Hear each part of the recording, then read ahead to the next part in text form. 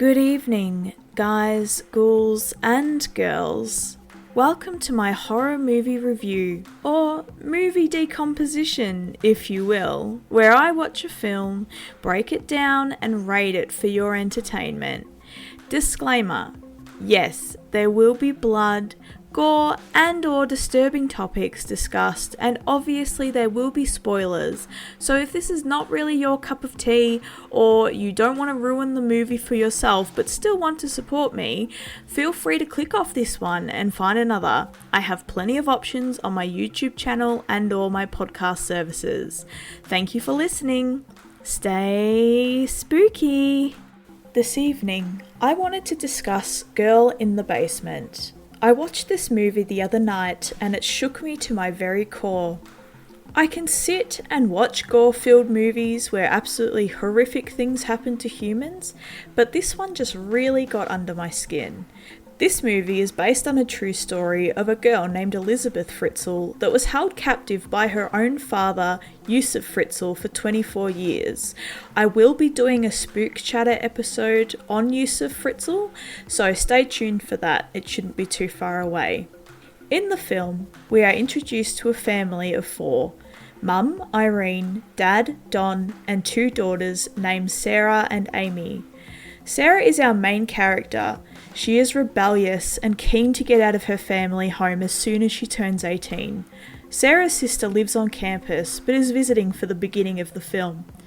We catch a glimpse of her strict father as he refuses to let her go to a party that Irene, the mother, had already agreed to allowing Sarah to go to.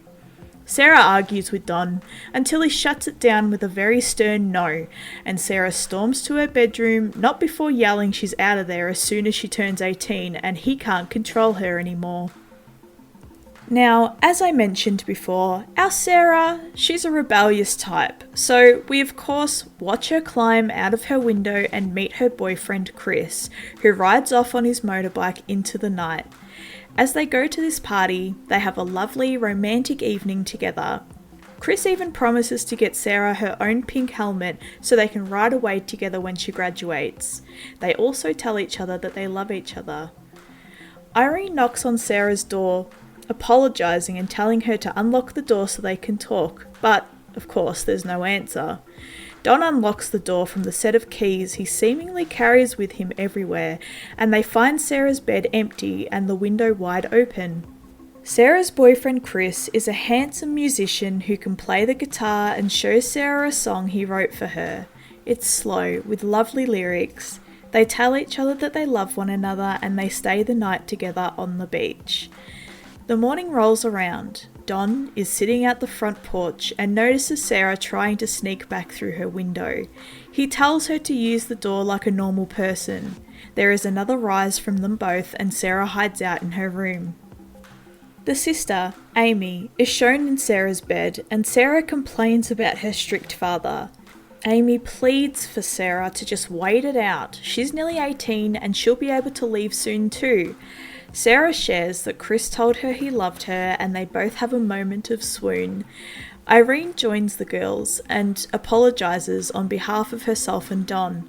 Sarah tells Irene she will be leaving and will be travelling around the country when she turns 18, and though Irene is sad about her daughter wanting to leave, she joins in the excitement. However, little do they know that Don overhears their conversation and he is pissed. We watch as Don storms downstairs into the basement and he pushes the bookshelf to the left, which presents a second secret door that has a latch that Don unlocks, and he stands in the doorway with his arms crossed. The next few months pass and Sarah is 18, just graduated, and there is a subtle mention about Don and the lengthy time he has spent in the basement of late.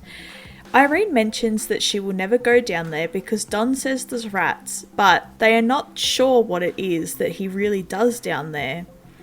Sarah is on the phone as her mother advises she is going to the shops, and the sister was not there at this point, leaving Don and Sarah the only two left at the house. This is where the film takes a turn for the worst, and I should have switched it off here. Don orders Sarah to get off the phone now and to help him with something. She does as she is told and follows Don into the house. He has her help him carry a large grey tub downstairs into the basement. I already knew where this was going before they dropped the box in its location. Sarah obliges and helps Don with the tub. They drop it down in front of a bookshelf in the basement. Don walks over to the bookshelf and he pushes it away from the wall, unveiling a hidden doorway. Sarah asks why that was there, and Don explains that the owners that before them built a bomb shelter and he's made some improvements. Don prompts Sarah to help carry the tub through up to the next door, and he types in a code in the keypad for the door. Sarah is hesitant to go in the room. Concrete walls, one stacked brick pillar, a dingy old sink and the classic yellow creepy light almost looks like the room from the first Saw film. As Sarah is looking around, Don asks her what she thinks, and I quote Sarah, "Well, it kinda sucks. There's no windows." Don smugly asks, "You don't like it?" as he backs up to the door. Sarah says, "Dad?" as she notices him retreating. He walks outside the door and adds, "That's too bad," as he shuts the heavy door behind him. Sarah walking quicker to the closing door, asking what he's doing a few times until the door completely slams shut. We now learn that the door and room are completely soundproof as Sarah bangs and yells on the door, and though we can see her face through a small square pane of glass, we cannot hear her. Sarah goes to the tub and opens it. She finds her own clothing, a carry bag, a torch, and other items that belong to her. She attempts different codes on the keypad in the room, but after 3 wrong attempts the lights go out. She yells for her mum, she yells for anyone. Don notices the sound is coming through a vent, but covers it up with a blanket. Sarah pleads for her dad to let her out, but to no avail. Don just struts back upstairs. A day passes, and Sarah is still at the door yelling. The second day rolls around and Sarah tries the code on the door 3 times and the power shuts off again. No lights, and the vent that is pushing in fresh air shuts off as well. The lights eventually come on after a while of waiting, and we witness Sarah picking up a tin can bin with used toilet paper, presumably what she has used to go to the toilet. Day 4 rolls around, and this is the day Don decides to drop in for a visit. Sarah faintly hears the first door slam, so she scrambles up off the hard, cold concrete floor and hides behind the brick pillar. The second door, with the code, swings open. Don walks in, and as he is slowly closing the door, Sarah shoves him into the wall and makes a run through the first door, but as she gets to the second, she learns that this is also locked by a keypad and she cannot escape. Though she screams, she cannot be heard. Don grabs her by her hair and drags her back into the room where she's being held captive. Don throws her down to the ground and he closes the door behind him, shutting them both in the room. Sarah tells him he can't do this to her, and Don shouts back, "Yes, I can." And as Sarah tells him she can't breathe because there's no air, Don then explains that as long as there's power, there's air. So when she attempts 3 keypad guesses incorrectly and everything shuts off, that's her power going out. Don then yells that he changes the code every day. He then goes on a spiel about how life is a series of choices and actions, reactions, choices, consequences, and this seems to be the life motto that he lives by. He was upset that Sarah disrespected him, so he took the route called crazy instead of discipline, because this is not normal behaviour. Don then goes on to tell Sarah that she can have air, eat, and a number of other things when he says she can, asserting his dominance over her, and as he yells, "Do you understand?" a couple of times and doesn't get an answer from Sarah, he hits her in the face. She then slams her body up against the door and sexually assaults her. After this scene, we are shown the mother, Don, and the sister in the lounge room talking to a police officer. Only Don knows where Sarah is, and this is how it is throughout the whole film, and in real life too. Only the father was aware of Elisabeth's real whereabouts.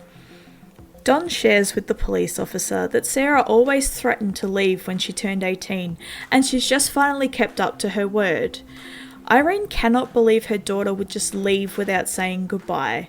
The police officer asks if anything is missing, and Don advises yes. clothes, her carry bag, which is really in the tub in the basement hole, and a few other of her items. Amy gives the officer Chris's number in case Sarah is with her boyfriend and the officer leaves. Day 7 rolls around. Sarah hasn't had much to eat and she's very sick. We get a flashback to her and her boyfriend, and they are talking about running away together. This upsets Sarah and she sings the song that he wrote for her out loud. Chris goes to the house. He has a gift for Sarah, but Don tells Chris Sarah has run away with a guy named Steve. That she's not missing, but has just run away, and though Chris doesn't fully believe it, he doesn't argue and just rides away. Day 21, and it is Sarah's 18th birthday. Don brings in a little cake with a candle. Sarah is told to blow out the candle and make a wish, and though she's reluctant to do it, she does. Don then grabs into a brown paper bag and pulls out a plastic bag with her gift. She opens the bag and it's lingerie, which Don forces her to put on. He then tells her to pick something that she wants, and she says that she'd like to get out of there, and even adds a please, which is more than what I would have given him. Don tells her it's a little early for that, and to pick something else. This goes on for a while before he agrees to letting her have a clock in there, but not before making her earn it. Sarah calls him Dad, and he tells her to call him Don. I guess he's trying to disassociate himself as her father, because what he is doing to her is icky. Now, as time goes on, we reach day 354, and Sarah is very pregnant. Yes, that's right folks, pregnant. The ickiest part of all of this is that Don, her father, is the dad of his baby's baby.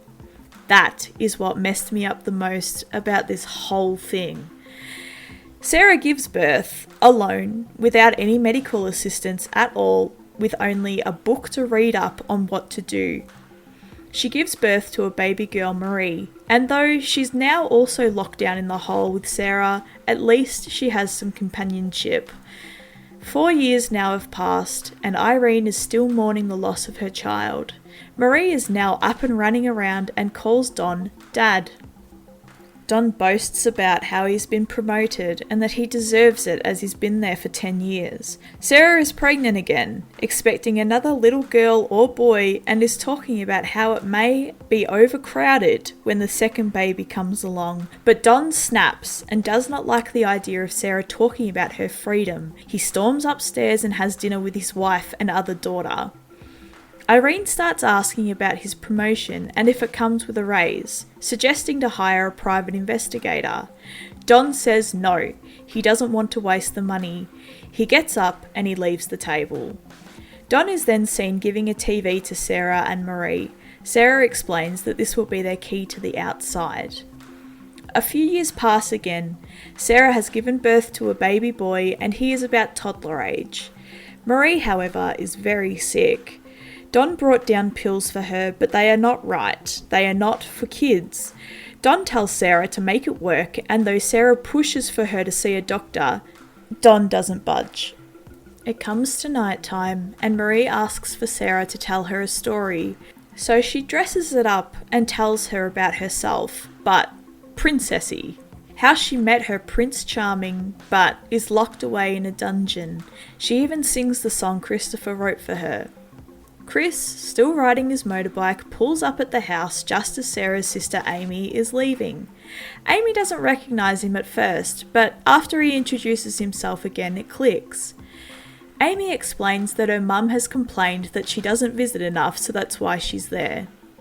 Chris asks how Sarah is. Remember, he still thinks that she just moved away, and Amy's face drops. She stutters a little and says, "You haven't heard?"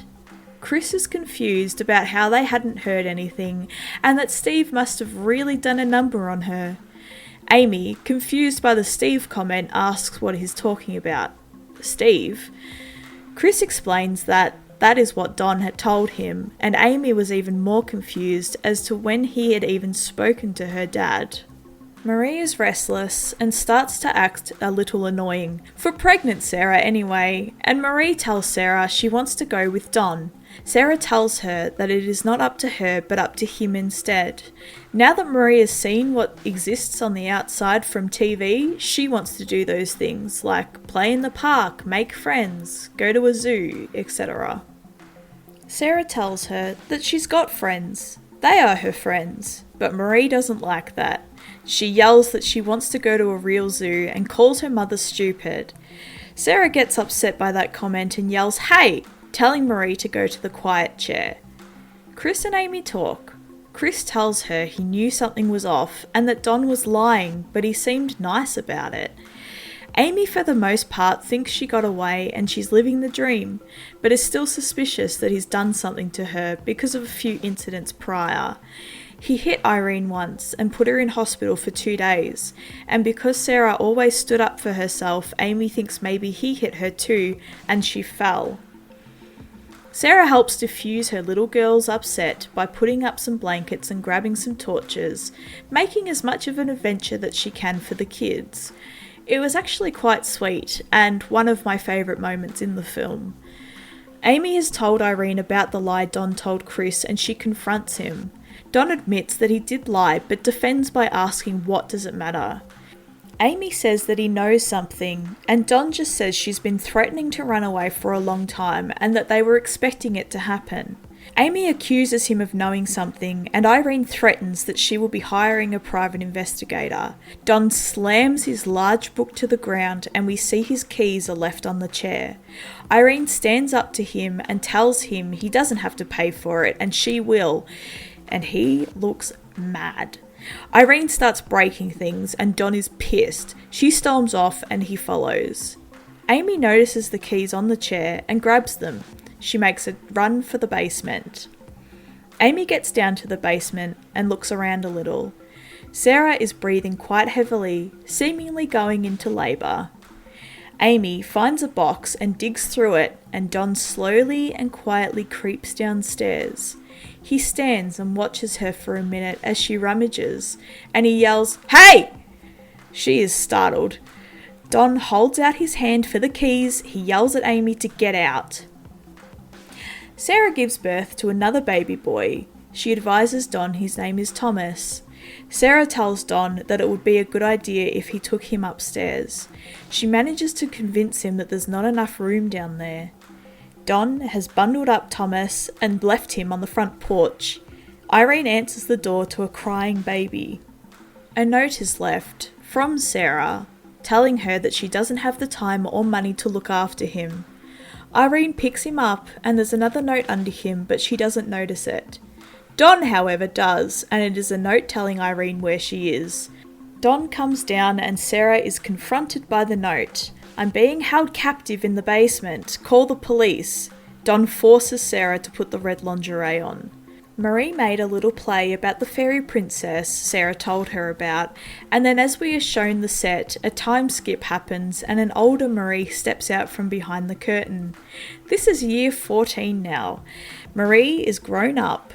Don has brought down some makeup and Marie has dolled herself up and he is giving off some super creepy vibes. Sarah tells her she is not wearing makeup and Don tells her to come closer. He looks at her and tells her she is very beautiful. Sarah does not like that and tells her to set the table. She tells Don that he is not to touch her, to please leave her alone. She hands the makeup back to him and tells him Marie doesn't need it and that she's just a kid. Don is angered by this and he turns off the power. Did I mention that Sarah is pregnant once again? This is the final time we see her pregnant in the film. Marie is upset. Sarah asks her what the matter is and Marie cries that she doesn't know anyone and she doesn't have any friends. What if she never meets anyone? What if she never meets a nice boy? Sarah tells her she is working on it and Marie asks how. Sarah tells her she has to be patient. Marie then asks how she met her daddy. Sarah tells her she's known him almost her whole life. Marie tells her when they get out of there, they should definitely get a divorce. Yeah, no shit. Year 17, Irene sits in Sarah's room as the rain starts coming down quite heavily outside. Sarah and Marie sit together and Marie notices dripping coming from above them. We catch a glimpse of Thomas all grown up as he sits with Irene. Sarah calls for her son, Michael, to help them as Sarah climbs on top of a dresser. She gets a better look and finds that she may be able to make the hole bigger. Michael gets Sarah a spoon and she starts digging at it, keeping in mind she is very pregnant.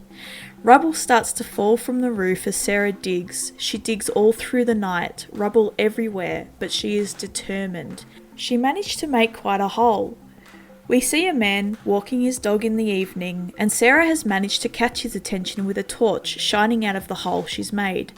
The man knocks on the front door. Don answers the door, and the man explains there's a light flashing outside of his house and that it seemed like someone was trying to signal him. Don says goodnight and of course goes straight downstairs. Sarah moves slowly, so even though she heard the door, she has to be careful not to injure herself getting off the dresser. Don catches Sarah climbing off the dresser. He punches her in the face and she falls straight to the ground. He then starts kicking her in the stomach. He does this several times. He goes to punch her in the face again, but Marie tells him to stop. He gets up, pushes over a chair and leaves.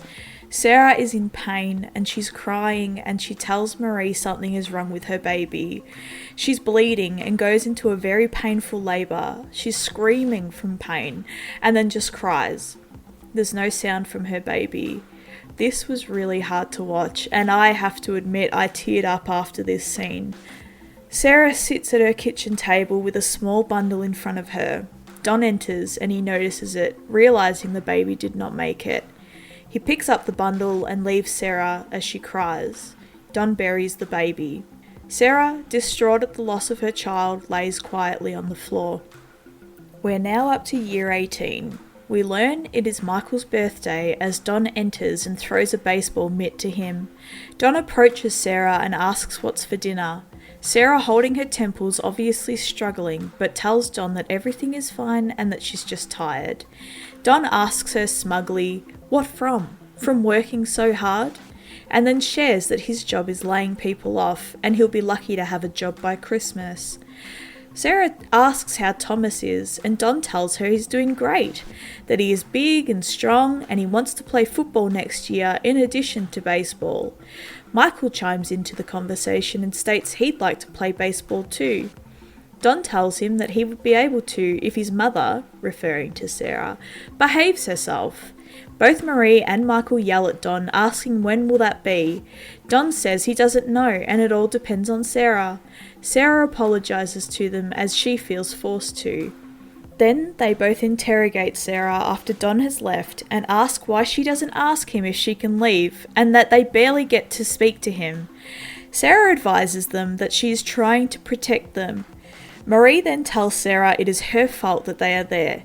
Michael adds that she is the reason they are down there.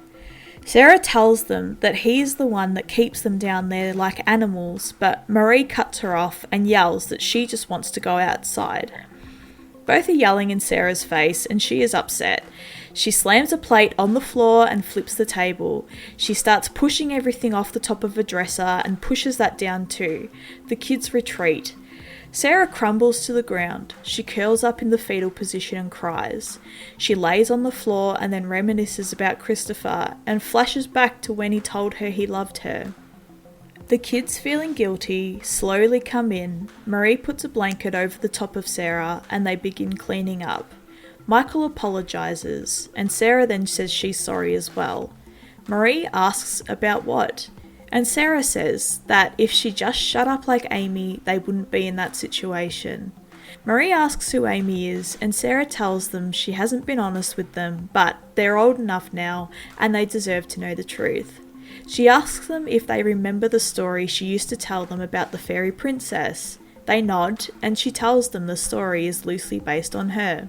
She tells them that in the story, she's the fairy princess, and that her father cut off her wings. She asks them who they think Don is.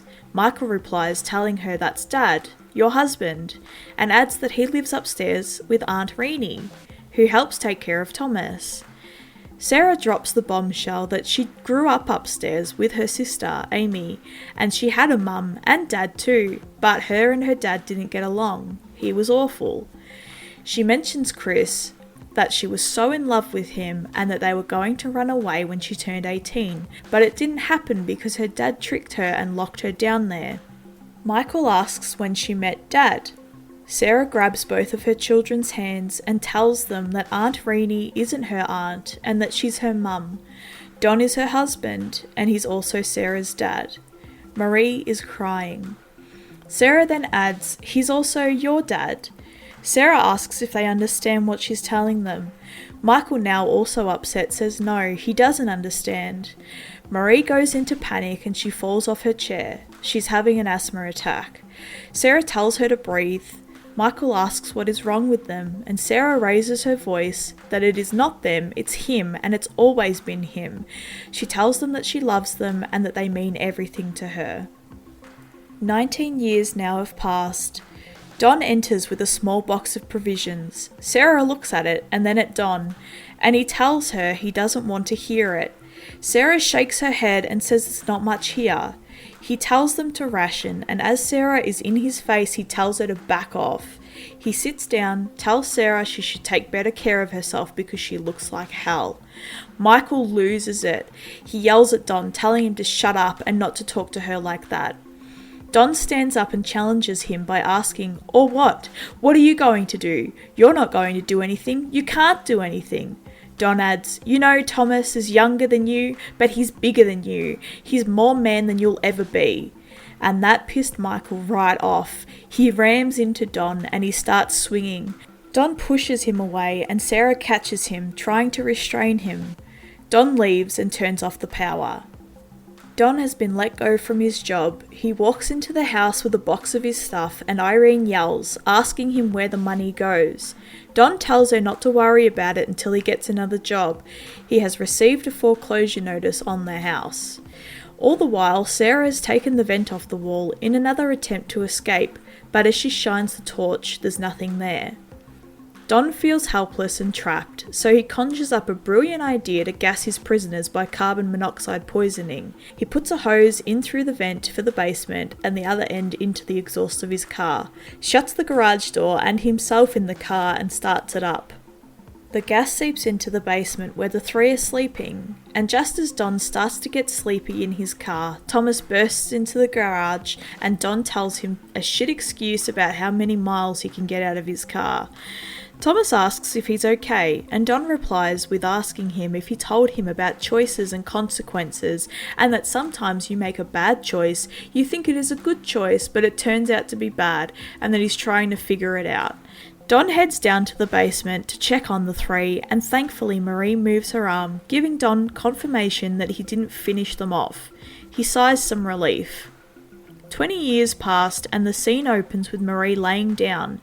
She is struggling to breathe and is not well at all. Michael asks Sarah what they should do. Upstairs, however, Don is holding a barbecue on their property, something baseball related for Thomas. Marie is coughing and Sarah is just holding on to what Don had told them earlier, that after the baseball game, Don would be down there.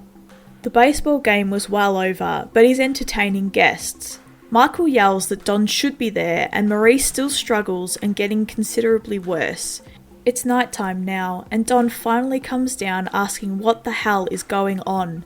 Sarah tells him she's just had an asthma attack and is barely breathing and that she needs to go to a doctor now. Don says nah, don't want to risk it, and Sarah retaliates with, what, you hate us that much? And Don responds with, well, maybe it's for the best. Marie cries. Sarah asks him if she loves Thomas, and Don says yes, he's a good kid. And Sarah says to him if he really cared about Thomas, he wouldn't let his sister die. Sarah pleads to him that she needs to go to a hospital now. Don says to her, you will talk, I know you. And Sarah promises she won't and swears she won't say anything. Sarah is crying and she pleads, please Dad, I just want to be with her, please.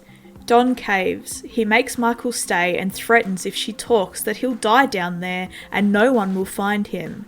They sneak through the house and Sarah takes a moment to take in her home. They get into the car and Don is driving. Sarah is in the back seat with Marie. He carries Marie into the hospital and they wheel her away. Marie is coding. Her heart rate flatlines and the doctors attempt to resuscitate her. They shock her a couple of times and she finally comes to. This part had me holding my breath. The two sit in the foyer and the nurse advises that she is in critical condition and that they haven't been able to gain any medical history from Marie. She pulls off a piece of paper from her clipboard and asks them to fill it in. She begins handing it to Sarah, but Don takes it off her. The nurse asks how often she has these attacks, and Don responds that she's homeschooled, so they've been giving her home remedies. Sarah spaces out, relieved to be in the outside world, and sheds a tear. The nurse then adds that she hasn't been vaccinated, no shots, nothing. Don says everything has been fine up until now, so the nurse adds to just put down their contact info and the doctor will see them soon. Don begins to fill out the form. Sarah knows this is her chance to do something. She tells Don that she has to go to the bathroom, and Don firmly says no, knowing that Sarah will run. Don's phone beeps and he turns around to answer the text. Sarah slowly moves to the cup of water and knocks it over, spilling it all over the piece of paper. Don, annoyed, gets up and walks to the nurse's station to get another piece of paper. He tells her to stay right there. Stupid, stupid Don. Sarah gets up and swiftly walks down towards the nurse. Feels like forever as she goes towards her. The nurses turn away and starts walking, prompting Sarah to walk quicker. Don notices Sarah's attempt to escape, but he's too late. Sarah has managed to catch up to the nurse. She tells the nurse that she needs help and falls into a hug with her. Don knows it's too late, and as he attempts to walk away, the police officer intervenes. Sarah is so relieved. She's sitting with Marie as she comes to. She slightly panics, but Sarah tells her she is safe. She tells her they are in the hospital and that they got out. Marie asks where Dad is and Sarah tells her the police have arrested him and that he's going away for the rest of his life. Michael is taken to hospital. Irene's face says it all, that she's in pure shock and disbelief. She cries. 20 years has passed with one of her daughters. Imagine that torture and now knowing that she's been locked down in the same house all of this time and been sexually abused countless times by her own husband. Yuck! All three kids are playing soccer together as Sarah sits with her mum and sister. They hear a motorbike coming up the path. It's Christopher. They go off together and he tells her that he has a surprise for her. He gets sad and apologises and that he's been sorry for years. Sarah asks for what? Chris replies, for believing that BS story, not coming to find you. Sarah sighs and tells him that she thought about him every day for 20 years and that it's really good to see him. Chris tells her that it's really good to see her too. He hands the gift over to Sarah and she unwraps it. It's a sparkly pink bike helmet, just like he promised her 20 years ago. It even has her name written on the side of it. They get up, hand in hand, go to his bike and go for a ride. And that, my friends, is the end of the film. Would I watch it again? Definitely not. That shook me to my very core. It was a sad movie. Did I enjoy it? No, I did not enjoy it. I enjoyed little bits of it where there were happy parts. And to tell you the truth, I only really sat down and watched it because I was curious.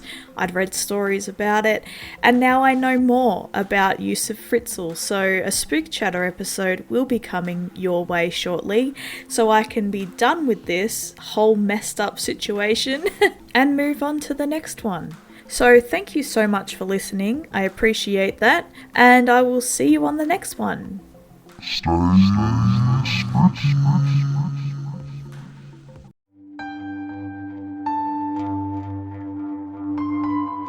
Prophilia Podcast Network, Dark Stories from the Campfire Podcast, combines the storytelling styles of Victorian ghost stories and folklore to present to you original horror stories that'll force you to curl up tighter next to the fire. Available on Apple, Spotify, and anywhere else podcasts are listened to.